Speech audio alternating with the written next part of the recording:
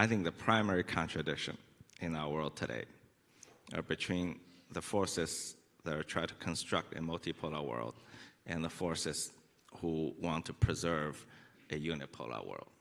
Okay, and these forces, these two forces, we could assign them to different countries or assign them to different forces within the same country. Okay, so there are countries and there are interest groups who derive interest from trying to maintain a unipolar world. Okay, so if you look at America, for instance, I would venture to guess that, I'm not an expert, you tell me if I'm wrong, that Mr. Trump and many of his supporters are actually in favor of a more multipolar world because the unipolar world is not benefiting them. It's benefiting the few people at the top, and it's costing the rest of the country. I like to say the American empire is being maintained at the expense of the American nation. So the costs are tremendous to the people, and that's why they're revolting against it. So I think that's how we want to see the Global South in that context.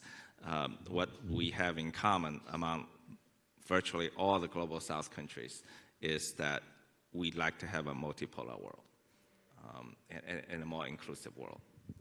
I think it would be a bit too much to ask the incoming Trump administration to say, you know, what we want is a multipolar world, because I think to the average Trump voter, it sounds a little bit weak. They voted for Trump because they want America to be strong again, and that can be the case. It's definitely not going to be the case in the same way that it was in the mid-1990s or in the post-Cold War era before it started to go sideways. But the average American voter, when they think about what sort of world could result from a new relationship with China, they're not thinking about, well, there could be a multipolar world and a Chinese, maybe it's a sphere of influence or something.